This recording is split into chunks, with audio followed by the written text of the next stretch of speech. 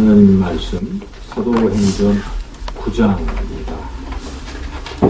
사도행전 9장 36절부터 43절까지의 말씀입니다. 203쪽이겠습니다. 신약성경 사도행전 9장 36절부터 43절까지 말씀입니다. 한 절씩 교독하겠습니다. 203절 사도행전 9장 36절부터 43절까지 있습니다. 교독하겠습니다. 한 절씩. 욥바에 다비다라 하는 여러 제자가 있으니 그 이름을 번역하면 도르가라. 선행과 구제하는 일이 심히 많더니 그때의 병들어 죽음의 시체를 사서 바닥에 누이니라. 눕다가 욥바에서 가까운지라 제자들이 베드로가 거기 있음을 듣고 두 사람을 보내어 시체 말고 와 달라고 간청하여 그들이 데리고 다락방에 올라가니 어떤 바구가 베드로 곁에 서서 울며 도르가가 그들과 함께 있을 때에 지은 속옷과 겉옷을 다 내보이고는 베드로가 사람을 다 보내고 무릎을 꿇고 기도하고 돌이켜 시체를 향하여 이르되 다비다야 일어나라 하니 그가 눈을 떠 베드로를 보고 일어나 앉는지라. 베드로가 찢는 행위로 일으키고 성도들과 가운데를 불러 그가 살아난 것을 보이니 온 욥바 사람이 알고 많은 사람이 주를 믿더라.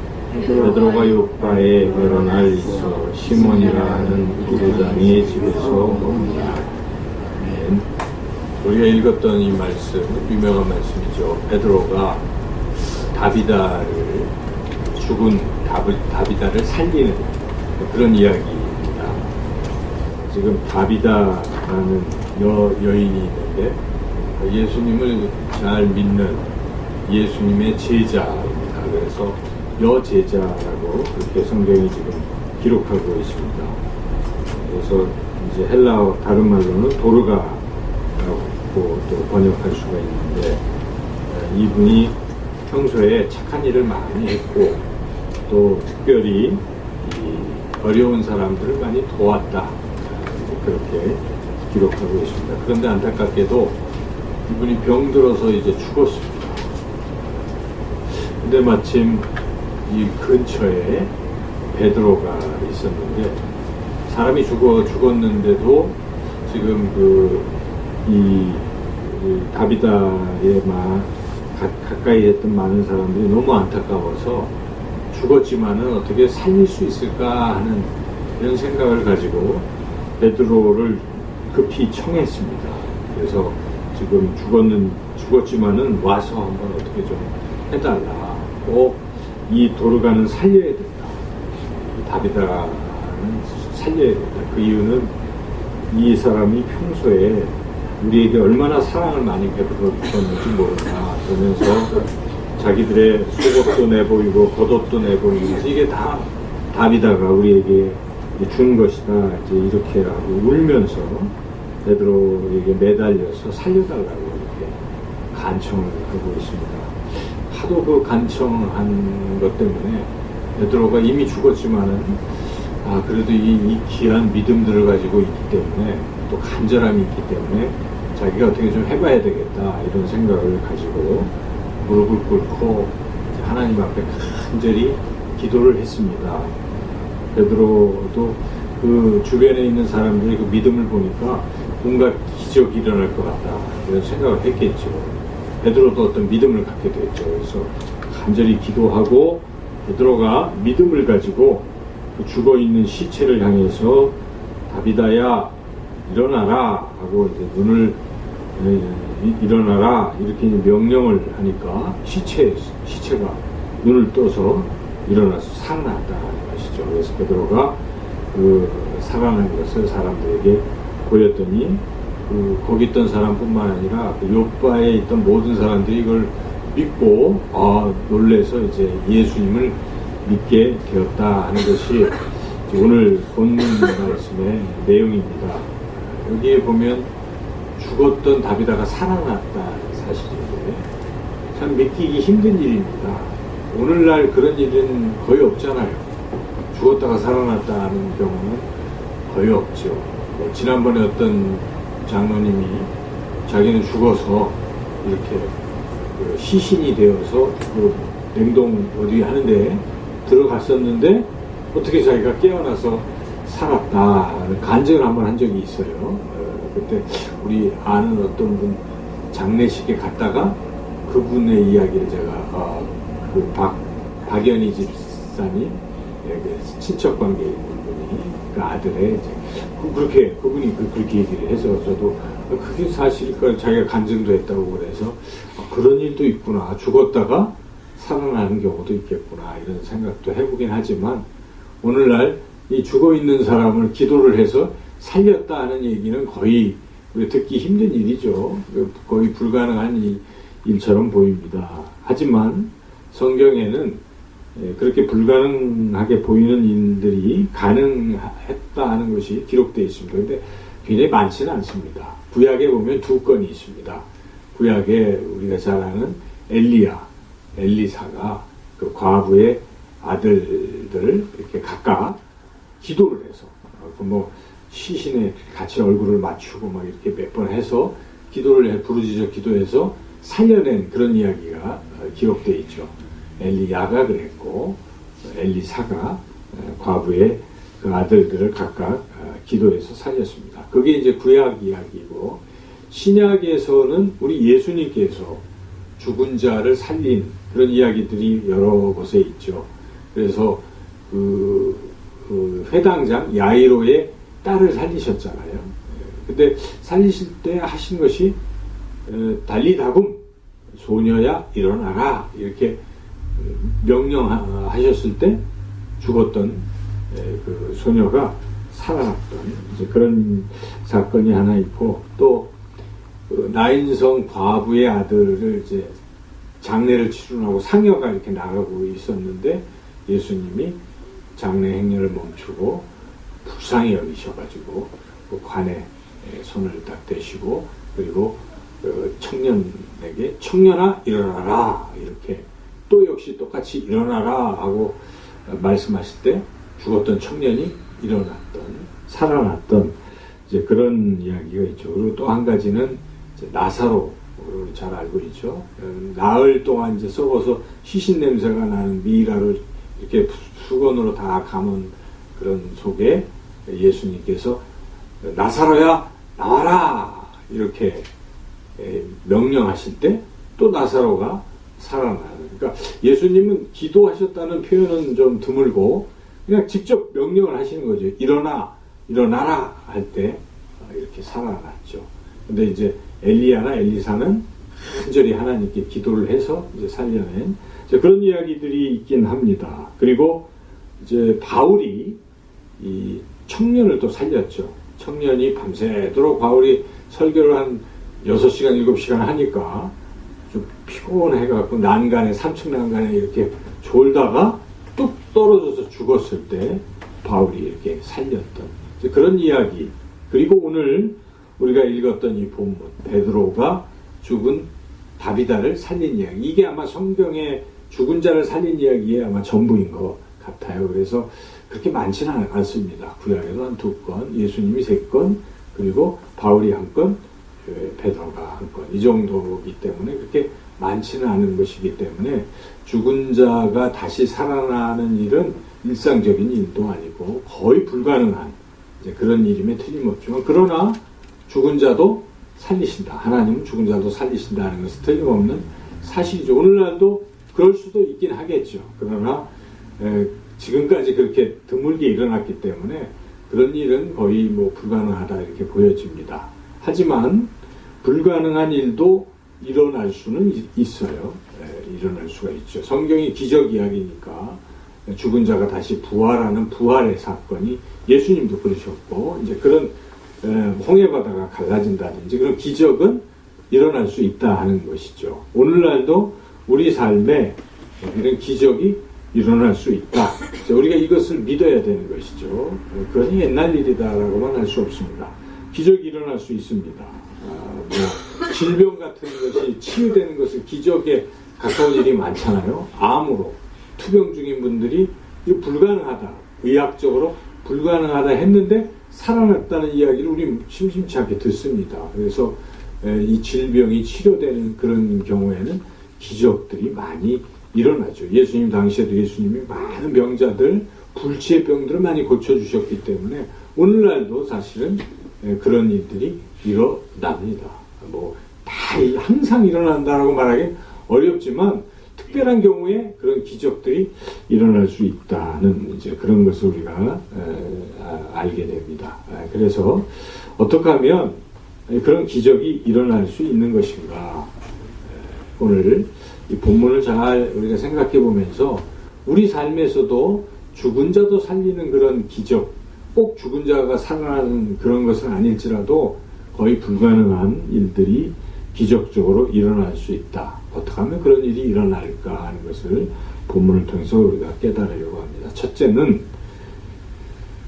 왜 기적이 일어나려고 하는 것이냐, 기적의 목적이 무엇이냐에 따라서 기적이 일어날 수 있습니다. 기적의 목적이 우리의 어떤 개인적인 것을 이루는 데 있지 않고 하나님의 뜻을 이루는 데 있다면 기적은 일어날 수 있습니다. 하나님의 뜻입니다. 왜냐하면 전능하신 하나님께서 능치 못할 일이 없으신 하나님께서 원하시는 하나님의 뜻이라면 가능하다는 것입니다. 그래서 첫째는 기적의 목적이 하나님의 뜻을 이루는 데 있을 때 기적이 일어날 수 있는 것이, 오늘 본문에서도 지금 왜 이 다비다가 살아났을까? 살아나는 목적이 무엇입니까? 불쌍해서 이제 다시 살려주시는 이런 것도 있겠지만은 목적이 있는 거예요. 지금 다비다가 꼭 살아나야 될 목적이 있습니다. 하나님이 지금 역사하시는 이 역사 속에서 하나님의 어떤 뜻이 있는 것입니다. 다비다를 왜 살리셨을까? 욥바에서 다비다를 왜 살리셨을까 하는 것입니다. 한 개인을 살리는 그것이 목적이 있는 것이라기보다도 정말 목적이 있는 것이죠. 그것이 오늘 본문에 이렇게 보니까 42절에 나와 있습니다. 42절을 같이 한번 읽어보겠습니다. 온 욥바 사람이 알고 많은 사람이 주를 믿더라. 예, 많은 사람들, 욥바의 강팍한 사람들이 예수님을 믿도록 하게 하기 위해서 이런 기적이 일어났다 하는 것입니다. 기적의 목적이 무엇입니까? 하나님의 뜻을 이루는 데 있습니다. 영혼을 구원하는 것은 하나님의 뜻입니다. 지금 하나님께서 이 욥바 사람들을 구원하시려고 하는 게 하나님의 뜻인데 이 뜻이 이루어진다는 것이죠. 이 뜻을 이루기 위해서는 이런 다비다가 살아나는 기적이 꼭 필요했다는 것이죠. 그래서 우리가 특별히 우리가 영혼 구원은 무엇이겠습니까? 하나님의 뜻 아니겠습니까? 많은 일들 가운데 영혼 구원은 무조건 하나님의 뜻입니다. 구원하는 일은 하나님의 뜻입니다. 여러 가지 일은 우리가 이게 하나님이 원하시는 뜻일까 아닐까 긴가민가 하는 경우들은 많이 있겠죠. 이런저런 일들이. 그런데 영혼을 구원하는 일은 무엇이겠습니까? 그건 하나님의 뜻입니다. 하나님의 기뻐하시는 뜻 무엇입니까? 모든 사람이 구원을 얻으며 진리를 아는 데 이르기를 원하시느니라. 이게 하나님이 원하시는 뜻이기 때문에 영혼 구원은 하나님의 분명한 뜻입니다. 그러므로 우리가 영혼 구원의 목적을 두고 어떤 기도를 뭐 하면서 기적이 일어나기를 소망하면 그런 기적이 일어날 수 있습니다. 특별히 우리가 전도를 하다 보면 기적이 일어나는 거예요. 전도를 할 때 내가 전도하려고 하는 사람에게 선포를 할 수가 있거든요. 뭐 질병이 걸려 있다. 예수님 믿으면 질병이 치유됩니다. 우리 선포할 수 있어요. 담대하게 그럴 때 그렇게 선포하면 그냥 불가능이 가능으로 바뀌고 기적이 그 과정에 막 일어나는 것입니다. 우리 선포하면 됩니다. 당신 예수님을 믿으면 지금 이 문제가 분명히 해결될 것입니다. 예수님을 믿으면 당신 가정에 그 어떤 문제가 해결이 될 것이고 그리고 아픈 사람이 치료되고 사업이 잘 될 것이고 이렇게 우리가 선포할 필요가 있어요. 그냥 되는 것이 아니라 믿는 사람이 전도의 목적을 가지고 그 집에 축복하면서 선포하면 그게 이루어진다는 것입니다. 그것은 우리가 많은 간증을 통해서도 듣잖아요. 제가 언젠가도 말씀드렸지만 어떤 한의사가 이렇게 침을 놓고 그러는 분인데 이제 선교 여행을 가서 보니까 그런 도구도 없고 침으로도 안 되고 불가능한 그런 일에 그냥 기도를 했더니 그 기적이 일어나서 치료가 되는 이런 간증도 하고 그럽니다. 그래서 우리가 전도의 목적을 두고 영혼구원의 목적을 두고 하면 기적이 잘 일어난다는 것입니다. 그래서 우리가 하나님의 뜻을 이루기 위한 기적들은 틀림없이 일어난다는 것을 우리가 분명히 깨닫습니다. 사도행전을 좀 읽어보면 바로 그것입니다. 사도행전에 기적들이 많이 일어나잖아요. 성전 미문에 나면서부터 걷지 못했던 그분이 어떻게 됐습니까? 베드로와 요한이 내가 은과 금은 없지만 나사렛 예수 그리스도의 이름으로 일어나 걸으라 명령할 때 일어나 걸었어요. 생전 걷지도 못한 사람이 뛰고 기뻐했는데 그 목적이 무엇일까요? 물론 예수 그리스도의 이름을 지금 전도하기 위한 것입니다. 은과 금이 아니라 예수의 이름으로 이런 기적이 일어날 때 예수님이 전해지는 것이죠. 그런 목적으로 기적이 일어난다는 것입니다. 그래서 많은 사람이 예수님을 믿게 되어서 그 일 뒤에 몇 명이 믿었습니까? 무려 5,000명이 믿었어요. 앞서서 성령 강림 때는 몇 명이 믿었습니까? 3,000명이 믿었는데 그 다음에 이런 나면서부터 못 걷던 사람이 일어나는 기적 뒤에 솔로몬 행각에서 설교하고 뭐 이랬을 때 거기 있던 사람들이 무려 5,000명이 믿었다. 근데 결국 목적이 무엇입니까? 예수님 믿는 이런 구원의 역사인데 이런 역사를 이루기 위해서 이런 앞에서 이런 기적들이 일어난다는 것입니다. 그 외에도 보면은 사마리아 성에 막 핍박 중에 빌립 집사님이 가셔서 전도를 막 했더니 거기에 표적 기적이 막 일어나고 많은 사람들이 예수님을 믿게 되었는데 이렇게 예수님을 믿게 하기 위한 어떤 기적과 표적들이 일어나는 것이죠. 우리 예수님께서 사역을 하실 때도 많은 병자들을 고치고 이런 기적들을 베푸셨잖아요. 이게 다 무엇입니까? 예수님을 믿게 하기 위한 것입니다. 그래서 표적이라는 말 자체가 예수님을 믿게 하려는 기적이라는 뜻이기도 합니다. 이와 같이 기적과 하나님의 뜻을 이루는 것은 굉장히 밀접하기 때문에 우리가 하나님의 뜻을 이루는 데 목적을 두고 나아가다 보면 우리 삶에도 이런 기적이 일어날 수 있다는 것이죠. 두 번째로 또 이런 결정적인 기적이 일어나기 위해서는 무엇이 필요하겠습니까? 믿음의 기도가 필요하다는 것입니다. 오늘 본문의 40절 같이 한번 읽어보겠습니다. 베드로가 사람을 다 보내고 무릎을 꿇고 기도하고 돌이켜 시체를 향하여 이르되 다비다야 일어나라 하니 그가 눈을 떠 베드로를 보고 일어나 앉는지라. 결정적인 것이 무엇입니까? 무릎을 꿇고 기도했기 때문에 이런 기적이 일어났다는 것인데 여기서 이 베드로가 이 기도를 할 때 그냥 불신으로 기도하지는 않았겠죠. 믿음으로 기도했을 것입니다. 이미 사람들을 보니까 많은 사람들이 죽은 시체를 보고도 베드로가 와서 뭘 하면은 하나님이 살려주실 것이다 하는 믿음을 갖고 지금 초청을 했다는 것이죠. 그 믿음을 보고 베드로가 믿음을 또 갖게 된 거예요. 이게 상대적인 경우가 많거든요. 믿음이 있을 때는 기적이 잘 일어납니다. 우리 예수님께서도 그 중풍병자 고칠 때 어떻게 하셨습니까? 많은 사람, 4사람이 이 들것에 중풍병자를 들고 예수님 앞에 막 그 지붕을 뚫고 내렸잖아요. 그때 예수님이 왜 그 중풍병자를 왜 고쳐주셨습니까? 성경에 저들의 믿음을 보고 이렇게 기록되어 있어요. 그러니까 믿음이 있으면 그럼 기적이 일어난다는 것입니다. 그래서 지금 이 많은 사람들의 믿음을 하나님 보고 계신 것입니다. 베드로도 이런 사실을 알고 분명히 기적이 일어날 것이다 이런 생각을 한 거예요. 이미 베드로는 예수님 곁에 따라다녔잖아요. 그때 중풍병자 고칠 때도 예수님이 저들의 믿음을 보시고 하는 것도 다 알고 있잖아요. 베드로는. 그래서 이게 믿음이 있는 곳에는 역사가 있을 것이다 하는 것을 아는 것입니다. 야고보도 그렇게 증거하잖아요. 믿음의 기도는 역사하는 힘이 크다 이렇게 말씀하고 있습니다. 이와 같이 믿음이 있으면 기적은 일어납니다. 그래서 신유의 은사를 받은 분들이 기도해서 병 고칠 때 이렇게 기도를 하면서 뭐 다 고치는 게 아니에요. 그 중에 간절한 믿음을 가진 사람들이 있어요.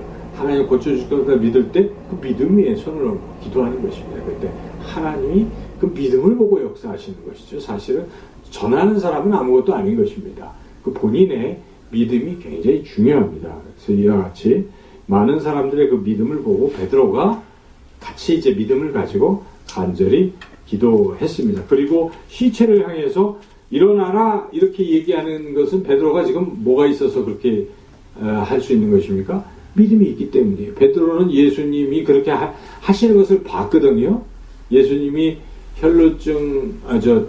회당장 야이로의 딸이 죽었을 때 거기 들어가셔서 고쳐주실 때 누구를 데려갔습니까? 베드로를 비롯한 세 제자만 딱 데리고 들어가셔서 가서 뭐라고 하셨어요? 달리다굼 했거든요. 소녀야 일어나라 이렇게 명령하는 것을 베드로가 그때 뭐 했어요? 들었잖아요. 경험했잖아요. 그러니까 예수님 지금 없지만은 똑같이 하고 있는 거예요. 베드로가 지금 뭐 하고 있습니까? 시체를 향해서 다비다야 일어나라 똑같이 명령하고 있습니다. 베드로가 그런 명령을 할 때는 베드로는 뭘 갖고 있어요?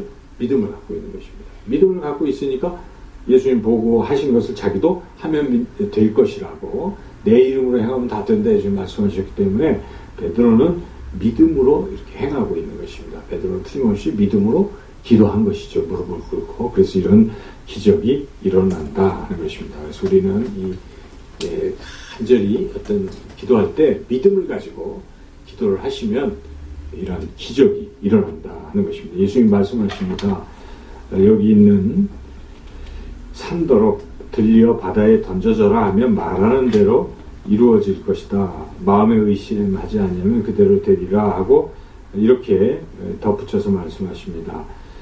그러므로 내가 너희에게 말하노니 무엇이든지 기도하고 구하는 것은 받은 줄로 믿으라.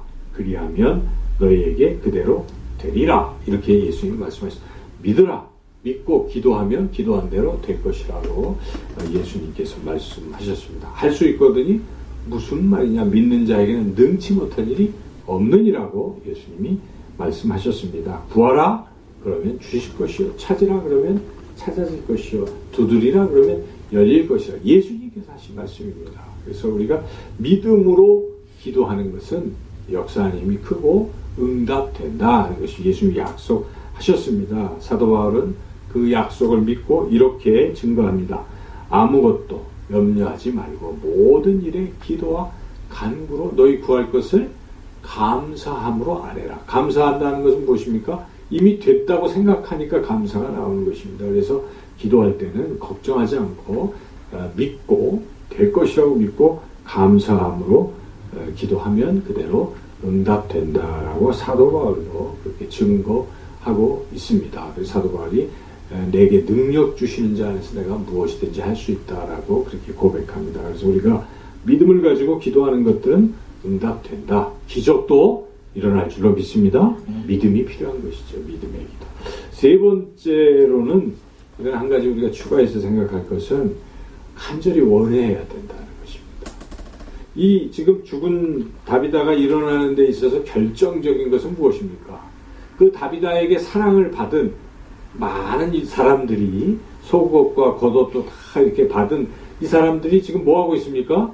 죽었는데 그냥 포기하지 않고 야 다비다가 살아났으면 좋겠다. 죽었지만 살아났으면 좋겠다는 간절한 소원이 있었어요. 그래서 오죽했으면 시체가 있는데도 지금 베드로를 초청할 정도라는 것은 무엇입니까? 굉장히 살리고 싶은 간절함이 있습니다. 지성이면 감천이라 이런 말도 있지 않습니까? 그런 것입니다. 그래서 간절히 소원하는 자에게 이루어지는 것입니다. 본인이 원치도 않는데 그 이루어집니까? 안 이루어집니다. 원해야 되는 것입니다. 여러분이 원해야 돼.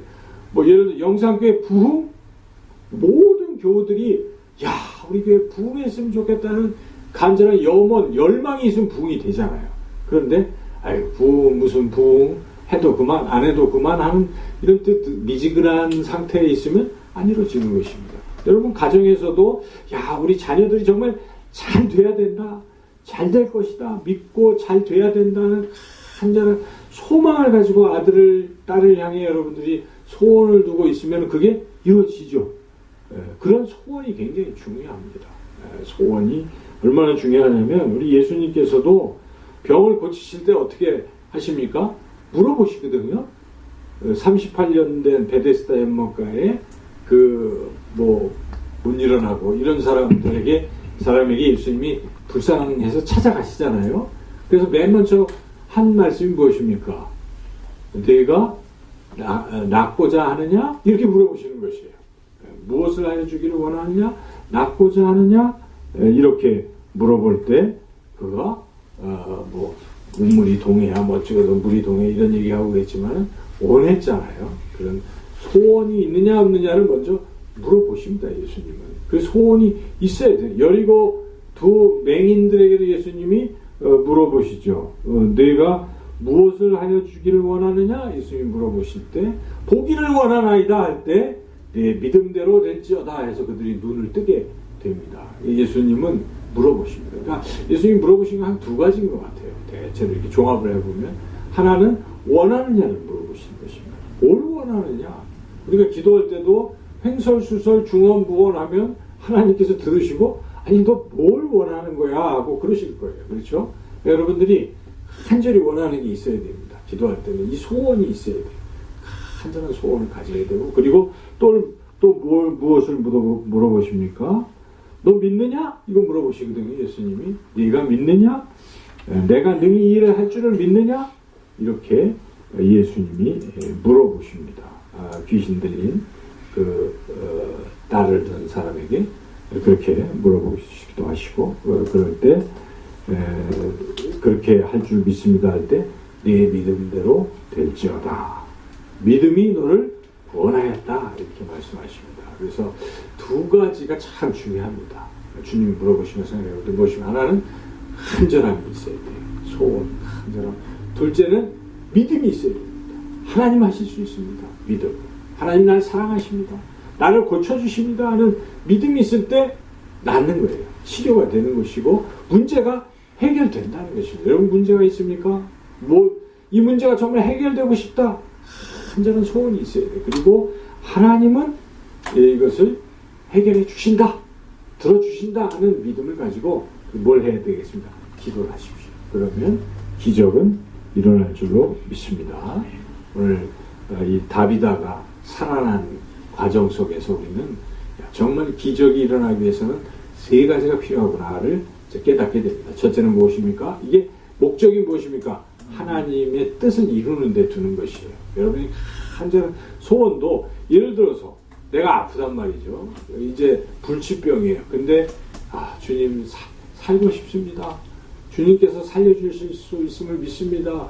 그리고 기도를 하는데 거기까지 기도하면 안 됩니다. 뭘 기도해야 되겠습니까? 주님 저를 살려주시면 제 남은 생은 오직 주님의 영광을 위해서 주님의 뜻을 이루는 데 사용하겠습니다. 이렇게 여러분들이 할 때 딱 그게 해결이 되는 것입니다. 지금 어려움에 봉착해 있을 때 뭐라고 기도해야 되겠습니까? 하나님 이걸 해결해 주시면 제가 주님의 뜻을 이루겠습니다. 주님의 뜻을 이루는데 헌신하겠습니다. 이렇게 기도를 해야 된다는 것입니다. 그렇게 간절한 소원을 가지고 우리 영상교회가 왜 부흥해야 되겠습니까? 부흥 자체가 이제 영혼 구원이겠죠. 구원의 결과인 것입니다. 우리가 막 부흥이라는 게 이렇게 막 교회가 커지고 이것에 목적을 두면 안 되겠죠. 물론 너무 적으니까 답답하니까 아이고 좀 커졌으면 좋겠다는 열망이 왜 없겠습니까? 그러나 목적이 무엇입니까? 많은 영혼을 구원하는 교회 되게 하소서.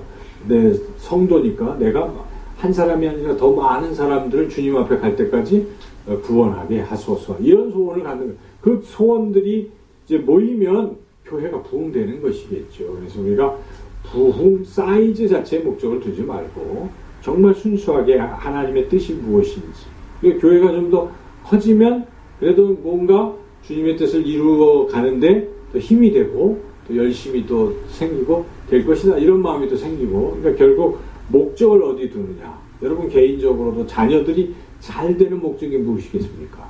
자녀들이 이 땅에서 고생 안 하고 잘 먹고 물론 그런 목적 우리가 가지고 있는 것이죠. 그렇지만은 궁극적인 목적은 아니잖아요. 어차피 이 세상은 떠나는 것이기 때문에 이 아들이, 이 딸이 예수님을 잘 믿고 이 생애 자체가 하나님을 위해서 하나님께 영광 돌리는 멋진 인생이 되면 좋겠습니다. 뭐 그렇게 기도하는 것이죠. 그런 어떤 목적을 가지고 여러분들도 마찬가지입니다. 여러분들의 인생이 하나님께 영광을 돌리고 하나님의 뜻을 이루는데 목적을 두시고 소원이 있으실 때 간절히 그 목적을 위해서 기도를 하시면 믿음으로 기도하시면 반드시 응답될 줄로 믿습니다. 오늘 이제 우리 함께 중보할 기도 제목을 나누겠습니다.